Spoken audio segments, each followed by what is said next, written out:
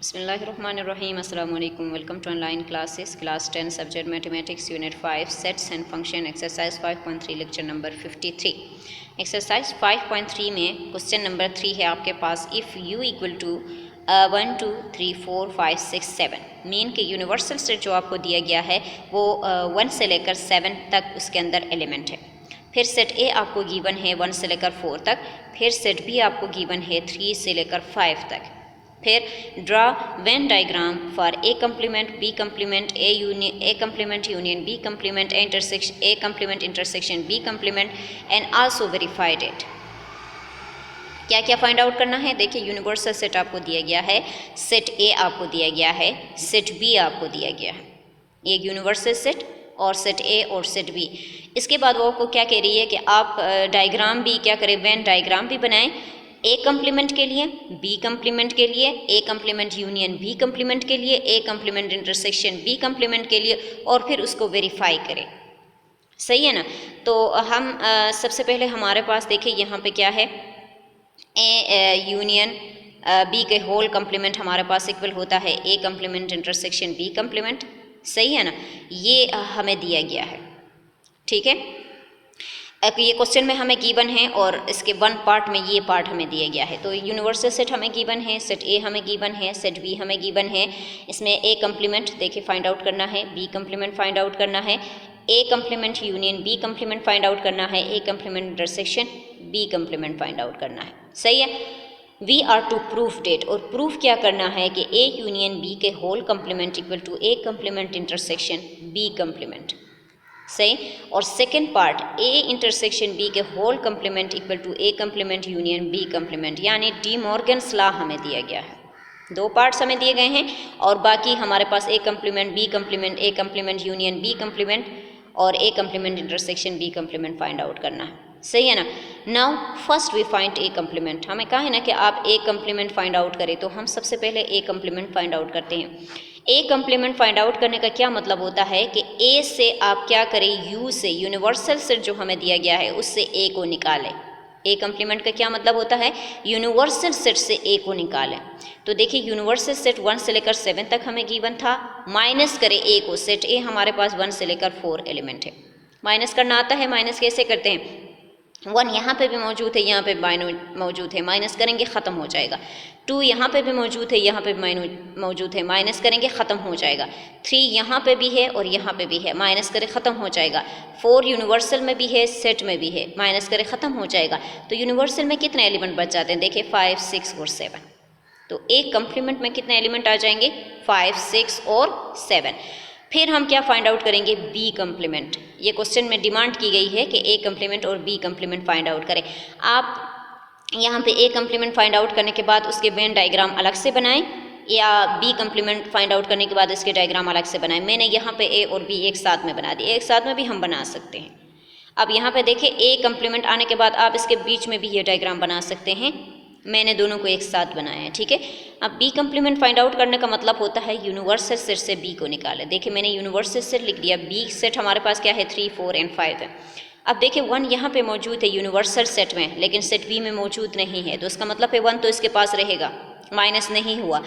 2 जो है वो यूनिवर्सल सेट में मौजूद है, सेट बी में मौजूद नहीं है, तो इसका मतलब है 2 भी इसके पास रहेगा। 3 मौजूद है, देखिए यूनिवर्सल में भी मौजूद है, सेट बी में मौजूद है, दोनों को माइनस करेंगे ख़त्म। 4 को माइनस करें ख़त्म, 5 भी मौजूद है, माइनस करें ख़त्म। फिर क्या रह गया? 6 और 7। 6 और 7 यहाँ पे मौजूद नहीं है ना, तो इसके पास रहेंगे। अब बी कम्प्लीमेंट में आपके पास 4 एलिमेंट आ गए हैं, 1 2 6 7। अब देखो यहाँ पे मैंने इसकी सेट ए की वेन डायग्राम बनाई है। सेट ए में आप देखिए आपके पास कितने एलिमेंट हैं? 1 2 3 4। देखिए मैंने सेट ए के अंदर लिख दिया, जो मैंने यहाँ पे सेट ए बनाया हुआ है इसके अंदर मैंने लिख दिया 1 2 3 4, बना दिया ना। अब हमारे पास आंसर क्या आया है? देखिए 5 6 और 7। हम हमेशा आंसर को शेड करते हैं, तो ये 5 6 और 7 ए में तो मौजूद नहीं है ना, ये कहाँ पे हैं? ये यूनिवर्सल सेट में है। सही है ना? तो ये जो है, ये देखो यहाँ पे मैंने यू लिखा है, ये यूनिवर्सल सेट है ना। ये अंदर जो बना हुआ है ये तो सेट ए है। सेट ए के एलिमेंट भी मैंने लिख दिया, लेकिन सेट ए में से कोई भी एलिमेंट ए कम्प्लीमेंट में मौजूद नहीं है। ए कम्प्लीमेंट का मतलब होता है उसको निकाले आप, तो इसको तो मैंने शेड नहीं किया। देखिए आंसर में 5, 6 और 7, यहाँ पे 5, यहाँ पे 6 और 7, तो जो उनके यूनिवर्सल में है उसको मैंने शेड किया, ठीक है ना, आंसर को हम शेड करते हैं। इसी तरह बी कम्प्लीमेंट की तरफ आप आ जाए। बी कम्प्लीमेंट में बी में कितने एलिमेंट हैं, देखिए 3, 4 एंड 5। देखिए मैंने यहाँ पे लिखा 3, 4 एंड 5 बी सेट में मौजूद हैं। इसके कम्प्लीमेंट में क्या है, देखिए 1, 2, 6, 7, देखिए 1, 2, 6, 7, और उसको शेड करना है जो हमारे पास आंसर होता है। तो ये एलिमेंट 1, 2, 6 और 7 जो है वो उसके ग्राउंड में है, वो इस सेट में नहीं है। तो ये एलिमेंट तो ग्राउंड में पड़े हुए थे, तो उसके मैंने ये यूनिवर्सल में पड़े हैं, तो यूनिवर्सल को मैंने शेड किया है, ठीक है। इसी तरह हम आ जाते हैं, now we find A complement union B complement. तो ए कम्प्लीमेंट हम फाइंड आउट कर चुके हैं, दोबारा से फाइंड आउट करने की ज़रूरत नहीं है, हम पीछे से जो एलिमेंट आए हैं वो यहाँ पे यूज़ करेंगे। बी कम्प्लीमेंट भी हम फाइंड आउट कर चुके हैं, ठीक है। ए कम्प्लीमेंट जब हमने फाइंड आउट की तो उसमें 3 एलिमेंट आए थे, 5, 6 एंड 7। यूनियन लेना है, बी कम्प्लीमेंट में 4 एलिमेंट आए थे, 1, 2, 6, 7। हम दोनों का यूनियन करें तो 1, 2, 5, 6, 7 आ गए ना ये। तो अब हम इसके लिए डायग्राम बना लेते हैं, सही है ना। इसके लिए कैसे डायग्राम बनाएंगे, सेट ए में आप देखें, सेट ए ओरिजिनल सेट को जब आप देखेंगे तो देखिए सेट ए के ओरिजिनल सेट में आपको बताती हूँ। ओरिजिनल सेट में आप देखें सेट ए के 1, 2, 3, 4। अब बी के ओरिजिनल सेट देखें 3, 4, तो इसका मतलब है 3, 4 और 3, 4 सेट ए और सेट बी दोनों में क्या है, कॉमन है, कॉमन है ना। तो देखो यहाँ पे सेट ए ये है और सेट बी ये है, ठीक है ना। सेट ए और सेट बी में 3 और 4 कॉमन थे, वो मैंने इनके कॉमन पोर्शन में लिख दिया। 3 और 4 को निकालने के बाद सेट ए में 2 एलिमेंट रह जाते हैं जो आपके पास 1, 2 है, और सेट बी में 1 एलिमेंट बच जाता है जो आपके पास 5 है, सही है ना। ये 6 और 7 जो है ना ये कहाँ पे है, ये उनके ग्राउंड में है, ग्राउंड में है ना, ये तो सेट ए और सेट बी में मौजूद नहीं है। तो आंसर क्या आया है, 1, 2, 5, 6 और 7। देखिए 1, 2, 5, 6 और 7। देखिए ये वाला पोर्शन मैंने शेड नहीं किया, 3 और 4 मैंने शेड नहीं किया, बाकी सारे का सारा मैंने शेड किया है, क्योंकि हम आंसर को शेड करते हैं। तो बाकी सारा मैंने शेड किया है, लेकिन उसमें जो कॉमन चीज़ें हैं जो मैंने इनके कॉमन पोर्शन में लिखा है उनको मैंने शेड नहीं किया। Now we find A complement intersection B complement. यहाँ पे भी हम जो ए कम्प्लीमेंट फाइंड आउट किए हैं वो एलिमेंट यूज़ करेंगे, और बी कम्प्लीमेंट जो फाइंड आउट किए वो एलिमेंट यूज़ करेंगे। तो यहाँ पे देखिए ए कम्प्लीमेंट हमारे पास 5, 6, 7 और बी कम्प्लीमेंट 1, 2, 6, 7 है। इंटरसेक्शन लेना है, जो दोनों में कॉमन है वो आना चाहिए, तो 6, 7 दोनों में कॉमन है, ठीक है ना। अब यहाँ पे इसके लिए आप डायग्राम बना दें। तो सेट ए में मैंने आपको बताया था कि 3 और 4 सेट ए और सेट बी में कॉमन है, तो उनको कॉमन क्वेश्चन में लिख दे। इसके बाद सेट ए में 2 एलिमेंट बचते हैं आपके पास 1, 2, और बी में 1 ही एलिमेंट बचता है जो कि 5 है, सही है ना। अब इनको शेड नहीं करनी, ठीक है। किसको शेड करनी है, आंसर को। आंसर में आपके पास 6, 7, 6, 7 ग्राउंड सेट से आया है, यूनिवर्सल से आया है, ठीक है। तो ये देखो 6 और 7 ये पूरा जो ग्राउंड है इसको मैंने शेड किया है, और अंदर के जो मैंने सेट ए है सेट बी है और इनके बीच में जो कॉमन एलिमेंट है उनको मैंने शेड नहीं किया, ठीक है। इसके बाद हम आ जाते हैं फर्स्ट, उसने क्या कहा था कि आप वेरीफाई करें कि ए यूनियन बी के होल कम्प्लीमेंट इक्वल होता है A complement intersection B complement के। तो पहले हम यहाँ से लेफ्ट हैंड साइड को ले लेते हैं, सही है ना। लेफ्ट हैंड साइड में ए यूनियन बी के होल कम्प्लीमेंट है हमारे पास, तो सबसे पहले तो हम ए यूनियन बी करेंगे, ठीक है। ए यूनियन बी करेंगे इसका, तो हमारे पास देखिए इन दोनों को आप कंबाइन करें, तो दोनों को कंबाइन करने के बाद हमारे पास ये आ गया है। अब इसका कंप्लीमेंट लेना है, कंप्लीमेंट का मतलब है यूनिवर्सल से इस ए यूनियन बी को निकालें। तो यूनिवर्सल सेट में 1 से लेकर 7 तक, और ए यूनियन बी आपके पास आया 1, 2, 3, 4, 5 तक। अब आप यहाँ से देखिए 1 से 1 ख़त्म, 2 ख़त्म, 3 भी, 4 भी, 5 भी। कितने एलिमेंट बच गए, 6, 7। लेकिन ये एलिमेंट किसके हैं, ये यूनिवर्सल सेट के हैं, तो 6, 7 हमारे पास ए यूनियन बी के होल कम्प्लीमेंट में रह गए। इसको इक्वेशन 1 का नाम दे दें, इसके साथ डायग्राम बना दें। देखिए हमने सेट ए का हमारे पास जो है दोनों में पोर्शन जो कॉमन है वो 3 और 4 हैं, बाकी सेट ए में 2 एलिमेंट और सेट बी में 1 एलिमेंट बच जाता है। उसके ग्राउंड में हमारे पास क्या है, 6 और 7 है, तो हमने 6 और 7 को शेड किया, इसको इक्वेशन 1 का नाम दे दें। फिर हम राइट हैंड साइड को ले लेते हैं, क्योंकि हमें दोनों को इक्वल प्रूफ करना है, ठीक है। इसके राइट हैंड साइड ले ले, तो right hand side A complement intersection B complement. तो कम्प्लीमेंट तो हम निकाल चुके हैं, 5, 6 और 7 ए कम्प्लीमेंट की वैल्यू आई हैं, इंटरसेक्शन ले ले 1, 2, 6, 7 बी की कम्प्लीमेंट हमारे पास आई है। इन दोनों में कॉमन क्या है, 6 और 7। देखिए 6, 7 यहाँ पे भी है, ए यूनियन बी के होल कम्प्लीमेंट के भी आए हैं, तो A complement intersection B complement के भी 6 और 7 आए हैं। अब इसकी डायग्राम भी यही बनेगा ना, तो डायग्राम भी हमारे सेम है। तो from equation 1 and equation 2 A union B के होल कम्प्लीमेंट इक्वल होता है A complement intersection B complement. तो left hand side equal to right hand side, ठीक है, यहाँ पे इक्वलिटी लगा दें। इसके बाद आपके पास है question number 4, if U equal to A B C 1 2 3 4, set A आपको गिवन है C3 और सेट बी आपको गिवन है A 3 and 4, then draw Venn diagrams for A complement B complement A minus B complement या and B minus A complement. Universal set आपको दिया गया है, सेट ए आपको दिया गया है, सेट बी आपको दिया गया है, उनके दरमियान क्या करना है, वेन डायग्राम उनके बनाने हैं और फिर ए से बी को माइनस करना है और बी से ए को माइनस करना है। ठीक है, देखो मैंने यूनिवर्सल सेट लिख दिया, सेट ए लिख दी और सेट बी लिख दी। इसके बाद ए कम्प्लीमेंट फाइंड आउट करना, बी कम्प्लीमेंट फाइंड आउट करना है, ए से बी को माइनस करना है, बी से ए को माइनस करना है। तो फर्स्ट हम ए कम्प्लीमेंट फाइंड आउट करेंगे। ए कम्प्लीमेंट फाइंड आउट करने का क्या मतलब होता है, यूनिवर्सल से ए को निकाले। यूनिवर्सल में हमारे पास कितने एलिमेंट हैं, ए बी सी 1 2 3 4, और ए में कितने एलिमेंट हैं, 2 हैं, जो कि सी और 3 हैं आपके पास।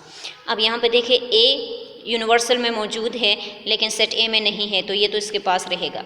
बी यूनिवर्सल सेट में मौजूद है, सेट ए में नहीं है, ये भी रहेगा। सी जो है यूनिवर्सल में भी है और सेट ए में भी है, ये तो माइनस करे ख़त्म हो जाएगा। 1 रहेगा, 2 रहेगा, 3 चला जाएगा, 4 रहेगा। तो ए कम्प्लीमेंट में हमारे पास ये एलिमेंट आ गए। अब हम इसके साथ डायग्राम बना लेते हैं। सिर्फ सेट ए है ना, तो सेट ए में आपके पास कितने एलिमेंट हैं, देखिए सी और 3 हैं, सही है ना, सी और 3। तो सेट ए में हमारे पास सिर्फ 2 एलिमेंट हैं। अब इसके आंसर में देखिए ए बी 1 2 4, देखिए ए बी 1 2 4, तो ग्राउंड में है ना, ये एलिमेंट तो सारे ग्राउंड में हैं, ठीक है ना। तो हम इसको शेड करेंगे।